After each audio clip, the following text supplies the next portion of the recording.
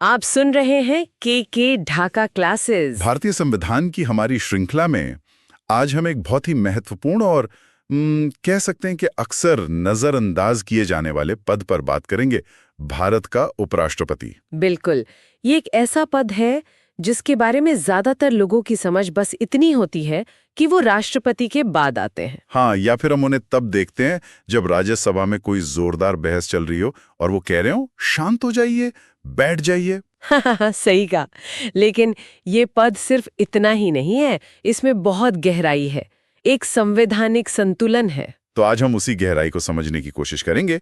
हमारे पास जो स्रोत हैं वो हमें सीधे संविधान के अनुच्छेद 63 से लेकर 71 तक ले जाते हैं। ये विश्लेषण विशेष रूप से रीट, आरपीएससी, एसआई और स्कूल व्याख्याता जैसी प्रतियोगी परीक्षाओं के लिए बहुत महत्वपूर्ण होने वाला है। बिल्कुल, आज हम इन अनुच्छेदों के हर क्लॉज और सब क्लॉज को खोलकर देखेंगे ताकि परीक्षा में कोई भी सवाल अधूरा ना रह जाए।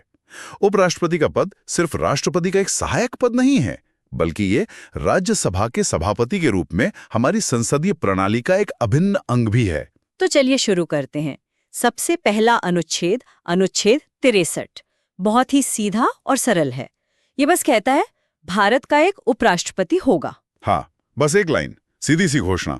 हमारे स्रोत में एक एग्जाम नोट भी है कि यह पद अमेरिका के संविधान से प्रेरित है। लेकिन असली भूमिका, असली काम, वो तो अनुच्छेद 64 में स्पष्ट होता है। एग्जाम सही।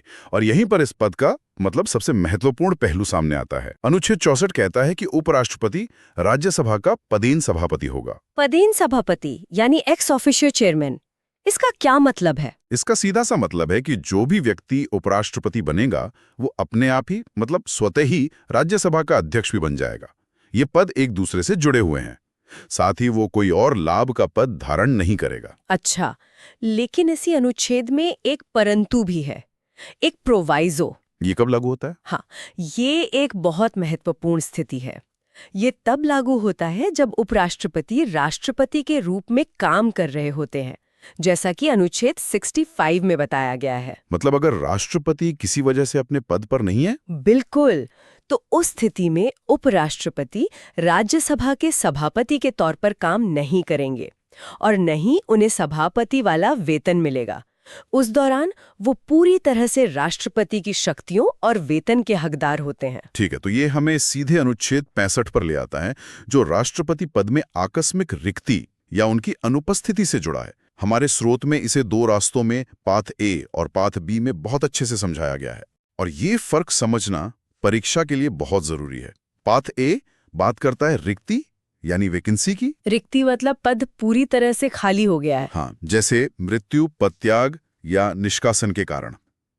ऐसी स्थिति में उपराष्ट्रपति राष्ट्रपति के रूप में कार्य करेंगे जब तक कि नए राष्ट्रपति चुनकर नहीं आ जाते। और पाथ बी बात करता है अनुपस्थिति यानी एब्सेंस की, जैसे मान लीजिए बीमारी या कोई और कारण। इस स्थिति में पद खाली नहीं हुआ है, राष्ट्रपति बस अपने कर्तव्यों का निर्वहन नहीं कर पा रहे हैं। अच्छा, तो इस स्थिति में उपराष्ट्रपति राष्ट्रपति के कृत्यों का निर्वहन करेंगे जब तक राष्ट्रपति वापस कार्यभार ना संभाल लें। और इस दौरान उनके वेतन और शक्तियों का क्या होता है? क्लॉज 3 इसे बिल्कुल साफ करता है। इस पूरी अवधि में उन्हें राष्ट्रपति के समानी वेतन, भत्ते और सभी शक्तियां मिलेंगी, जैसा कि दूसरी अनुसूची में लिखा है। ठीक है, तो अब उस प्रक्रिया पर आते हैं जहां से ये सब शुरू होता है, उपराष्ट्रपति का निर्वाचन यानी अनुच्छेद 66। यहाँ एक कंपैरिजन अलर्ट भी दिया गया है। हाँ, और ये परीक्षा के लिए शायद सबसे महत्वपूर्ण हिस्सों में से एक है। उपराष्ट्रपति के निर्वाचक मंडल मतलब इलेक्टोरल कॉलेज में लोकसभा और राज्यसभा के सभी सदस्य शामिल होते हैं। सभी सदस्य मतलब निर्वाचित और मनोनीत दोनों? जी हाँ, निर्वाचित और मनोनीत दोनों। और यही राष्ट्रपति चुनाव से सबसे बड़ा अंतर है। राष्ट्रपति के चुनाव में सिर्फ निर्वाचित सदस्य भाग लेते हैं, और वो भी संसद के साथ साथ राज्यों की विधानसभाओं के भी। अच्छा, तो उपराष्ट्रपति चुनाव में विधानसभाओं का कोई रोल नहीं है? कोई रोल नहीं, सिर्फ संसद के दोनों सदनों के सभी सदस्य। और निर्वाचन की पद्धति वही है, आनुपातिक प्रतिनिधित्व, एकल संक्रमणीय मत और गुप्त मतदान। जी, के ढाका क्लासेस के माध्यम से समझते हैं। एक और महत्वपूर्ण तथ्य, पहले उपराष्ट्रपति चुनाव के लिए संसद के संयुक्त अधिवेशन का प्रावधान था, लेकिन 11वें संविधान संशोधन 1961 से इसे हटा दिया गया। ये तो एक बहुत ही अहम जानकारी है। चलिए अब योग्यताओं पर आते हैं। अनुच्छेद 66 के क्लॉज 2 और 3 में शर्तें और योग्यताएं बताई गई हैं। शर्तें सीधी हैं। क्लॉज 2 कहता है कि वो व्यक्ति संसद यानी एमपी या किसी राज्य विधानमंडल यानी एमएलए का सदस्य नहीं होगा। और अगर कोई सदस्य चुन लिया जाता है तो जिस तारीख को वो उपराष्ट्रपति पद की शपथ लेंगे, उस तारीख से उनकी संसद या विधानमंडल वाली सीट खाली मान ली जाएगी। ठीक है। और योग्यताएं क्या हैं? 3 मुख्य योग्यताएं हैं। पहली, भारत का नागरिक हो। दूसरी, 35 वर्ष की आयु पूरी कर चुका हो। और तीसरी, जो सबसे महत्वपूर्ण है, कौन सी? कि वो राज्यसभा का सदस्य निर्वाचित होने के लिए योग्य हो। यहीं पर राष्ट्रपति और उपराष्ट्रपति में मुख्य अंतर आता है। राष्ट्रपति के लिए लोकसभा की योग्यता चाहिए और उपराष्ट्रपति के लिए राज्यसभा की। ये भी उनके काम से ही जुड़ा है क्योंकि उन्हें राज्यसभा ही चलानी है। बिल्कुल। इसी अनुच्छेद का क्लॉज 4 लाभ का पद या ऑफिस ऑफ प्रॉफिट को भी समझाता है। ये हमेशा थोड़ा कंफ्यूजिंग रहता है। हाँ, ये थोड़ा उलझा हुआ लगता है। ये क्लॉज कहता है कि कोई भी व्यक्ति जो भारत सरकार या किसी राज्य सरकार के अधीन लाभ का पद धारण करता है वो पात्र नहीं होगा। लेकिन इसमें कुछ अपवाद भी हैं। जी हाँ, 4 पदों को अपवाद माना गया है। राष्ट्रपति, उपराष्ट्रपति, किसी भी राज्य के राज्यपाल और संघ या राज्य के मंत्री। इन्हें लाभ का पद नहीं माना जाता है। अब बात करते हैं कार्यकाल की। अनुच्छेद 67 के अनुसार उपराष्ट्रपति का सामान्य कार्यकाल पद ग्रहण की तारीख से 5 वर्ष का होता है। हाँ, पर इसमें 2 महत्वपूर्ण बिंदु हैं। पहला, पद त्याग। उपराष्ट्रपति अपना इस्तीफा राष्ट्रपति को संबोधित करके दे सकते हैं। और दूसरा है उत्तराधिकारी का नियम। मतलब उनका 5 साल का कार्यकाल खत्म हो भी जाए तो भी वो तब तक पद पर बने रहेंगे जब तक उनका उत्तराधिकारी आकर पद ग्रहण न कर ले। पद खाली नहीं छोड़ा जा सकता। और उन्हें पद से हटाने की प्रक्रिया क्या है? ये अनुच्छेद 67 के खंड ख में दी गई है और ये राष्ट्रपति के महाभियोग से काफी अलग है। बहुत अलग है। इसे महाभियोग कहना भी गलत है। संविधान में उपराष्ट्रपति के लिए महाभियोग यानी इम्पीचमेंट शब्द का इस्तेमाल हुआ ही नहीं है। अच्छा, तो प्रक्रिया क्या है? ये एक 3 चरणीय प्रक्रिया है। पहला कदम प्रस्ताव, और ये प्रस्ताव केवल और केवल राज्यसभा में ही शुरू हो सकता है। सिर्फ राज्यसभा में, लोकसभा में नहीं? नहीं, और वो भी 14 दिन की पूर्व सूचना देकर। दूसरा कदम, इसे पारित करना। इसे राज्यसभा द्वारा तात्कालिक समस्त सदस्यों के बहुमत से पारित किया जाना चाहिए। तात्कालिक समस्त सदस्यों का बहुमत, इफेक्टिव मेजॉरिटी, ये क्या होता है? इसे हम अभी थोड़ी देर में और सरल करेंगे। और तीसरा कदम है लोकसभा की सहमति। राज्यसभा से पारित होने के बाद प्रस्ताव लोकसभा में जाता है, जहां सिर्फ साधारण बहुमत यानी सिंपल मेजॉरिटी से सहमति चाहिए होती है। तो असली शक्ति तो राज्यसभा के पास है। बिल्कुल।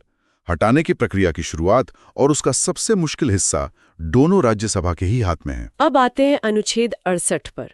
ये पद की रिक्ति भरने के लिए चुनाव के समय के बारे में है। हाँ, इसमें 2 स्थितियां हैं। पहली, अगर कार्यकाल समाप्त होने से रिक्ति हो रही है तो चुनाव वर्तमान उपराष्ट्रपति का कार्यकाल खत्म होने से पहले ही पूरा कर लिया जाएगा। और अगर आकस्मिक रिक्ति हो, जैसे मृत्यु या इस्तीफे से, तो दूसरी स्थिति में चुनाव यथाशीघ्र यानी एज सून एज पॉसिबल कराया जाएगा। यहाँ राष्ट्रपति की तरह 6 महीने की कोई तय सीमा नहीं है। ये एक और बड़ा अंतर है। जी, और एक और बात, जो नया व्यक्ति चुना जाएगा वो पूरे 5 साल के लिए पद धारण करेगा, न कि सिर्फ बची हुई अवधि के लिए। ठीक है। अगला है अनुच्छेद 69, शपथ के बारे में। शपथ कौन दिलाता है? राष्ट्रपति या फिर उनके द्वारा नियुक्त कोई व्यक्ति। और शपथ के मुख्य शब्द हैं संविधान के प्रति सच्ची श्रद्धा और निष्ठा। True faith and allegiance to the constitution. ये राष्ट्रपति की शपथ से अलग है। हाँ, राष्ट्रपति संविधान का परिरक्षण, संरक्षण और प्रतिरक्षण की शपथ लेते हैं। दोनों की भूमिकाओं का सार उनकी शपथ के शब्दों में झलकता है। अब अनुच्छेद 70, ये एक बहुत ही अनोखी स्थिति की बात करता है, अन्य आकस्मिकता। जैसे क्या हो अगर राष्ट्रपति और उपराष्ट्रपति दोनों का पद एक साथ खाली हो जाए? ये एक तरह का सेफ्टी वॉल्व है। ये कहता है कि ऐसी किसी भी स्थिति के लिए जो संविधान में नहीं लिखी है, संसद कानून बनाकर कोई भी व्यवस्था कर सकती है जो वो ठीक समझे। और इसका इस्तेमाल हुआ भी है ना? जी हाँ, 1969 में जब राष्ट्रपति जाकिर हुसैन का निधन हुआ और उपराष्ट्रपति वीवी गिरी ने चुनाव लड़ने के लिए इस्तीफा दे दिया, तब संसद ने राष्ट्रपति कृत्यों का निर्वहन अधिनियम 1969 बनाया। और उसके तहत ये व्यवस्था की गई कि ऐसी स्थिति में भारत के मुख्य न्यायाधीश यानी सीजेआई कार्यवाहक राष्ट्रपति बनेंगे। और अंत में अनुच्छेद 71 जो निर्वाचन संबंधी विवादों से जुड़ा है, इसका सार क्या है? इसके 4 मुख्य बिंदु हैं। पहला, चुनाव से जुड़े सभी विवादों की जांच और फैसला सिर्फ सुप्रीम कोर्ट करेगा और उसका फैसला अंतिम होगा। दूसरा, अगर सुप्रीम कोर्ट चुनाव को शून्य भी घोषित कर दे तो उस घोषणा से पहले उस व्यक्ति द्वारा किए गए काम अमान्य नहीं होंगे। ये तो बहुत जरूरी है, वरना देश में एक तरह से अराजकता हो जाएगी। बिल्कुल। तीसरा, संसद चुनाव से जुड़े विषयों पर कानून बना सकती है। और चौथा, निर्वाचक मंडल में किसी सदस्य की सीट खाली होने के आधार पर चुनाव को चुनौती नहीं दी जा सकती। तो इस पूरी चर्चा को अगर हम एक तुलनात्मक नजरिए से देखें तो राष्ट्रपति और उपराष्ट्रपति के पद में जमीन आसमान का अंतर है। बिल्कुल। मुख्य अंतरों पर फिर से ध्यान दें। सदन की योग्यता, राष्ट्रपति के लिए लोकसभा, उपराष्ट्रपति के लिए राज्यसभा।